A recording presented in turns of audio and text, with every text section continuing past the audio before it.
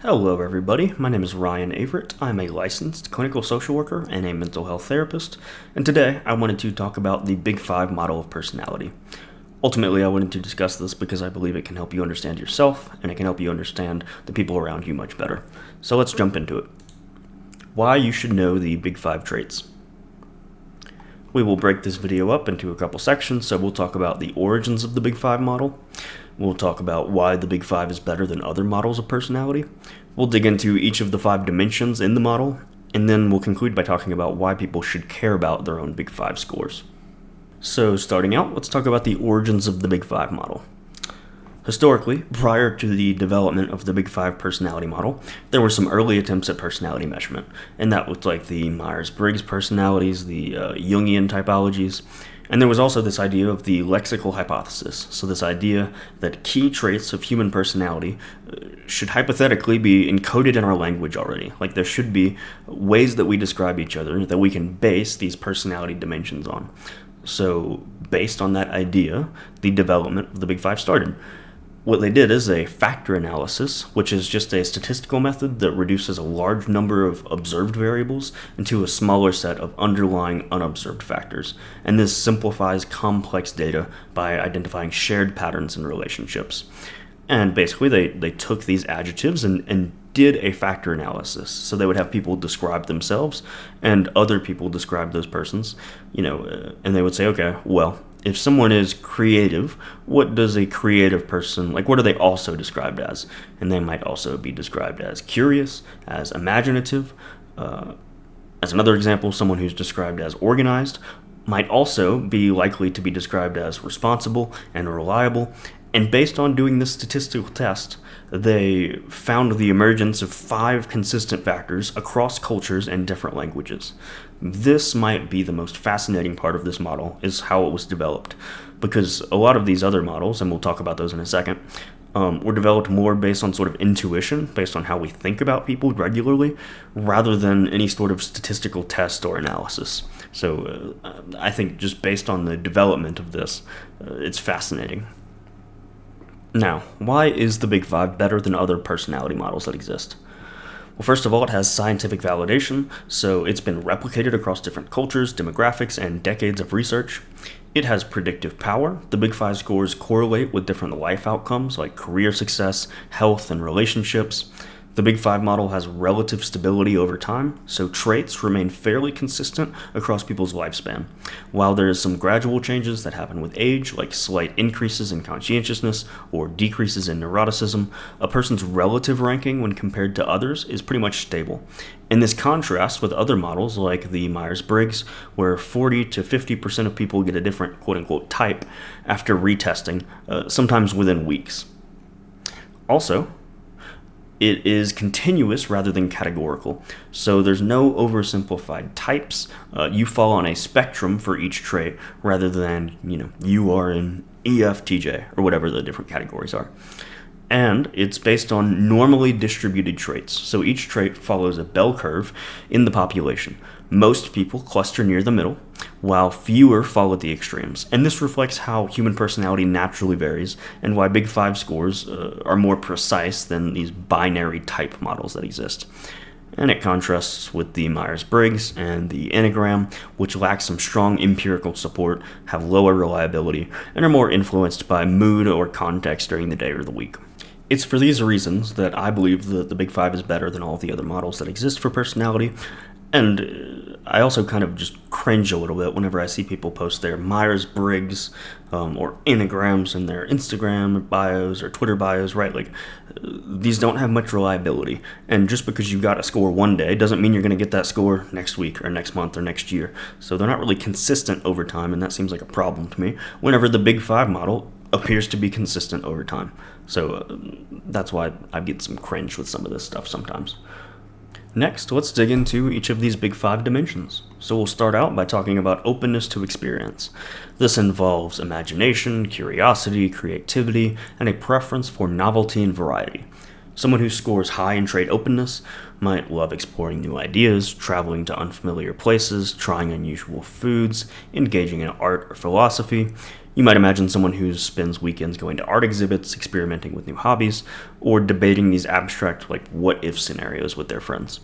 And someone who scores low in trait openness might prefer routine, practicality, tradition, and familiar experiences. And you might imagine someone who enjoys rewatching the same movies, sticking to their tried and true routines, and being skeptical of unconventional ideas. An interesting note as it relates to openness to experience, there is some psychedelic research that shows that openness may be one trait that can change significantly and persistently after a single powerful psychedelic experience. So they've done these experiments where they'll measure someone's personality, and then they'll give them a large dose of psychedelic mushrooms. And if the person reports having a mystical or a sort of life-altering experience, one thing that often happens is that their openness scores significantly increase. And, based on what we know about all of these personality traits, that they're fairly fixed, this is pretty fascinating to me. I don't really know what to make of it, but it does appear that high doses of psychedelics can significantly increase people's trait openness. And, well, I find that fascinating, and I wanted to point that out. Next, we'll talk about conscientiousness. So conscientiousness reflects self-discipline, organization, reliability, and goal-directed behavior. So you might imagine someone who scores high in conscientiousness would work hard to meet their deadlines, make a list, stick to their routines, and avoid risky behavior. You might imagine a student who creates a study schedule weeks before their exams and sticks to that schedule diligently. And then on the other end of the spectrum, if someone scores low in conscientiousness, you might imagine them being more spontaneous, more flexible, sometimes careless or unreliable. And you might imagine a person who thrives in last-minute chaos but often forgets to pay their bills on time. And it's interesting to note that conscientiousness is highly linked to life outcomes. So whatever your score is for conscientiousness, that's going to strongly predict your job performance, your academic success, and even your physical health, like it's linked to longevity. Next, we'll talk about extraversion. So extraversion measures sociability and energy drawn from social interaction. So someone who's high in extraversion might be outgoing, enthusiastic, they might thrive at parties or group projects, and they might be quick to strike up conversations with people. And you might imagine the friend who plans the group trip and gets energy from meeting new people. And then on the other end of the scale, someone who's low in extraversion, they might be more reserved, more reflective, they might find socializing draining, prefer meaningful one-on-one interactions. You might imagine someone who enjoys quiet evenings, reading, or deep conversations with a close friend rather than big events like a party. It's important to note, and this applies for all traits, but I guess I'm just pointing it out here, is that neither end is quote-unquote better. Extraversion is about sort of where you get your energy from. It's not about social skill. And it's also not about social anxiety. Like some people will appear more introverted just because they have more social anxiety, and because of that anxiety, they spend more time by themselves. So just because someone has social anxiety and that limits their ability and willingness to engage in social interactions doesn't necessarily mean they're low in extroversion. Like they might just have social anxiety, but be an extroverted person. So neither end is better, and it's not linked specifically to social anxiety. They're separate things. Next, we will talk about agreeableness. So agreeableness captures compassion, kindness, trust, and cooperativeness with other people. People who are high in agreeableness would be seen as warm, empathetic, eager to help other people, and they might value harmony with other people. An example might be a coworker who always checks in on others and tries to mediate when conflict arises. And someone who's low in agreeableness or disagreeable would be more competitive, skeptical, blunt, or willing to challenge other people. And you might imagine an example of a negotiator who pushes hard for their own interests, even at the cost of upsetting other people. There is some cultural nuance here, so high agreeableness is sort of socially valued in our culture, but low agreeableness can definitely be useful in roles requiring tough decisions. And there's been many times that I've had sessions with people, group sessions and individual sessions, where their level of agreeableness is a topic of discussion. Because someone might be very agreeable, they might really enjoy getting along with people and really feel anxious in conflict with people. And while it's not a bad thing necessarily, it can be a bad thing in certain situations. So for example, if you are sort of getting walked all over in your job and you haven't gotten a raise in 3 years, if you're really agreeable, you might be very nice to other people, but you might have a whole lot of difficulty and problem with going to your boss and saying, look, I've worked hard, I need a raise, I haven't had a raise in 3 years, so we need to make this happen. Someone who's very disagreeable, that might be a very easy conversation for them to have, but if you're very agreeable, that's a very hard conversation. So a lot of times in therapy, what we'll talk about is, okay, like you may be agreeable, but we're going to have to gain some assertiveness traits to bolster against the negative impact of that. And it sort of goes the same way in the different directions. So if someone's very disagreeable, that's not necessarily a bad thing, but they might have a whole lot of issue getting along with others and being cooperative with others. So it goes both ways, but this is often something that gets addressed in therapy. Next, let's talk about neuroticism, which is also sort of called, on the other end of it, it might be called emotional stability. So neuroticism reflects sensitivity to negative emotions like anxiety, mood swings, and vulnerability to stress. So somebody who scores high in trait neuroticism might be more prone to worry, self-doubt, moodiness. You might imagine someone who replays a small mistake at work for days, fearing that it sort of ruined their reputation with others. And someone who's low in neuroticism might be viewed as calm, emotionally stable, resilient under pressure. You might imagine someone who stays composed during a crisis and recovers quickly from emotional setbacks. There's some clinical relevance here too. So high neuroticism is one of the strongest predictors of anxiety and depression risk. And whenever I learned about the Big Five model and neuroticism, it can challenge some of your initial ideas about therapy. So whenever you think about therapy, and many therapists frame it in this way of, okay, like the goal of therapy is to increase emotional stability. People will say that. And if you know anything about this personality model, you know that these traits don't easily change. So the way I view this is that we're not aiming to erase neuroticism or reduce neuroticism necessarily. What we're aiming to do in therapy is to help people manage their emotions skillfully, developing resilience, coping strategies, and some self-acceptance. We're not trying to make people less emotional. We're trying to help people cope with their emotions in a better way. And I can think back to a recent couple session that I did with one couple where the male in the relationship was sort of upset at the fact that his partner was more emotional than him and would get sort of more emotionally charged in situations. And something I had to point out is like, look, these emotions that this person's experiencing, you're probably not going to get them to feel less emotions. Like, that's probably not going to happen. But that's not really the goal here. Like, we're not going to get your partner to feel less emotions. What we're going to do is help them manage their emotions when they come up and to not engage in negative behaviors whenever strong emotions emerge. So if you're a person who experiences a lot of strong emotion, learning coping skills isn't going to change the fact that you have a lot of emotions. We're going to help you manage the emotions and cope with them, but we're not trying to reduce your emotions.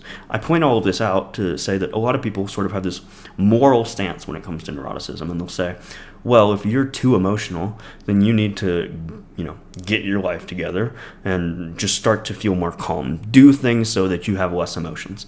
And that's really not the aim here. The aim is developing coping strategies and some self-acceptance. Now, why should people care about their Big Five scores? I believe that learning about these different dimensions of personality increases self-awareness, so this helps you understand your strengths and your own blind spots. It's also extremely helpful for relationships, so this can help explain compatibility and common conflicts that pop up. So for example, if you're a disagreeable person and you're in a romantic relationship with someone who's also very disagreeable, you're probably going to have lots of conflicts. And that's part of being disagreeable, is that you're going to be more comfortable with conflict, so you're probably going to engage in it more. Also, it's important to point out here that, and this might be a discouraging note, but I believe that this is true, that if two people are in close relationship and they differ significantly on one of these dimensions, like that might be a point of contention that pops up a lot, and it's probably not going to go away because we know that these personality traits are fairly stable over time.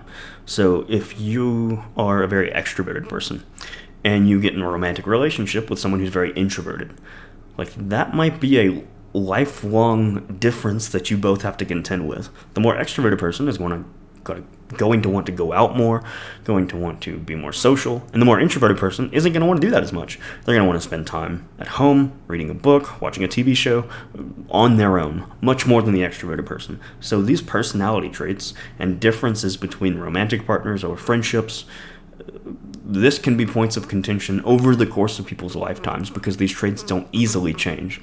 And if you're going to engage in a romantic relationship with someone or a close friendship with someone, not that you should just find someone who's the exact same as you, but you should be aware of the differences on these 5 dimensions and be aware of what comes with those differences, because these are often the main points of conflict that happen in relationships, is these major personality differences. Now, why else should you care about this? It also pertains to your work and your goals. So these personality traits can predict your work habits, your leadership style, and your stress tolerance. And also, like we talked about with neuroticism, like this pertains to our mental health. Neuroticism links to anxiety and depression risk, while conscientiousness ties to resilience. Like, all of these can have an impact on your mental health, and you should be aware of where you tend to fall on these different traits. Now, that is pretty much all I had to say on this topic for today. I could talk more about each of these traits, and I'd be happy to if anyone has questions in the comment section below. But if you've never taken the Big 5 personality tests, I recommend that you do. I will put a link to a free one down in the description so that you can take the test if you'd like to. And if you are in a romantic relationship with someone and you find yourself sort of interested in this topic, I would encourage you to encourage your partner to take the test as well, because this can really help you understand where variability between the two of you emerges in your relationships and where compromise is going to need to happen at times. But again, that's pretty much all I had to say on this topic. I appreciate anyone who made it to the end of the video. You take care. Enjoy the rest of your day.